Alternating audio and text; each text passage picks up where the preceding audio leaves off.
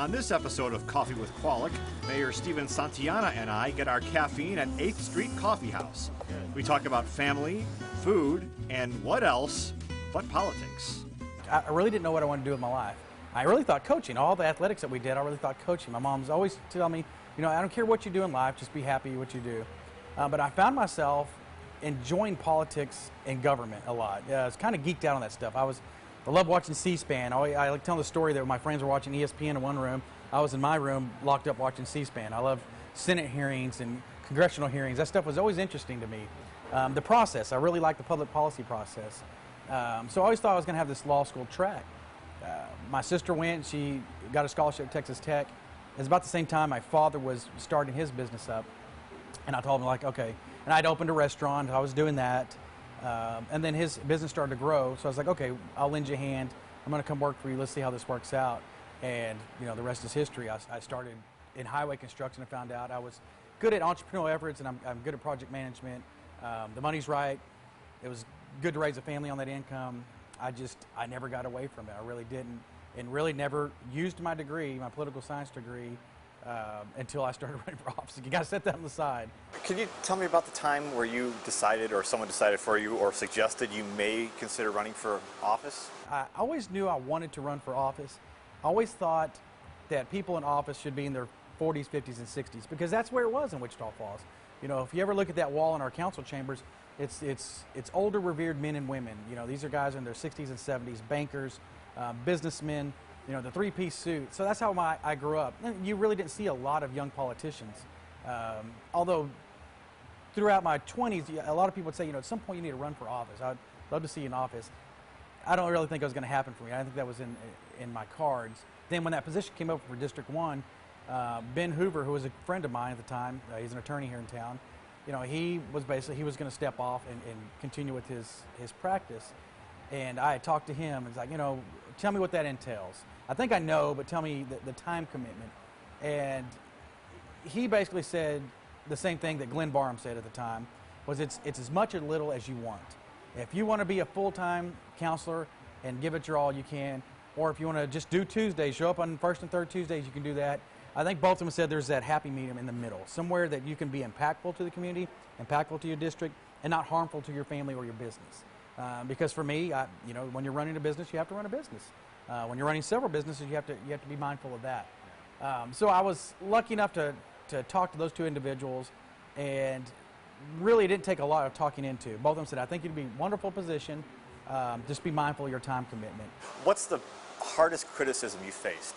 I think for me, and it's a misnomer, is the hardest criticism I face right now is because of my contracting duties or my job that I have. I think a lot of people think that I'm in this position to somehow gain influence upon contracts or maybe future contracts, and it never entered my mind. Running the whole time, two things that never entered my mind that people remind me of all the time. One, my age in my race. When I got elected, they said, how's it be the first elected minority mayor? I didn't even know. I had no idea. I never thought of it the whole time I was running. Okay, I guess that's pretty cool. Not why I ran. And a lot of people are like, well, this must be good for business. It's like, it's not good for business. I have now, really, if this was the amount of contracts I could bid on, now I can no longer do municipal contracts. These are the amount of contracts I can bid on. So it's really not good. And a lot of people are like, why would you do that? You know, I had to weigh the good against the bad. Is being not able to bid on a city contract, you know, wasn't going to outweigh me being able to help the city grow and do positive things. So I set that to the side. What's one thing people wouldn't necessarily know about you? If you go to my house right now, I have stacks of books about facts. You know, Neil Armstrong's shoe size was 12. How many miles it is to the moon? The sun is this. Different. I mean, just literally everything. Right now, I'm on Texas facts. I'm a big Texas history guy, but stuff that you don't really know about that they don't teach you. So I like feeding my brain. When I speak to young people, I always tell them, don't stop feeding your brain. Now you can do it digitally. Sometimes I still like the old paper version, but I like facts for some reason. Gulp it on. Not so I can sound smart. I just like, for some reason, like knowing things. Your favorite food? I'm Hispanic, so I really enjoy Mexican food. But beyond Mexican food, I'm a chicken fried steak connoisseur. I will travel to the depths of the Far East if I have to find. If I hear about this place that, you know, I hate this place, that is fantastic chicken fry, I'll go find that place. We've even flown before. I've had a group of 4 of us one time.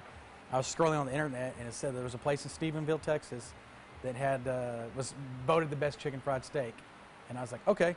So we loaded up, we flew down there, and I ate this chicken fried steak, and it was good. It wasn't the best I ever had, but for some reason, I don't know what it is, maybe growing up on chicken fried steak, but I will find, I'm still trying to find the perfect chicken fried steak. And coincidentally, I ate one last night, a homemade one, a homemade chicken fried steak that was fantastic. Complete the sentence. I can't live without. I can't live without my children. Those little kids keep me going more than anything in the world. It's funny in the sense that when I'm with them, all three of them together, it's almost chaos, and I love that chaos. Sometimes I just sit back and I laugh at it. It is frustrating. I just have such a good time with my children. I just love being around them, love their activities, I love watching them grow, I love their academic stuff. Our summers are always great, so I don't know. Without my children, I don't know what I would do. And in 100 years, how would you like to be remembered? Hopefully the Santellana family will be known as somebody that was community-minded, somebody that was able to help Wichita Falls and uplift us. I think we're growing, and I think our family, in a sense, my father's the same way. He's very philanthropic. Everything, it's a big thing for my family, is everything we earn is not just for us. Give to your church, give back to the community, then try to raise your family on whatever else is left over. We're still that way. We're still minded that way. If more citizens can do that, I think you can be more impactful. So I don't know. I don't want this huge legacy of this mayoral legacy where they're going to erect a bronze statue at me. I really don't care about that. I don't need the pats on the backs.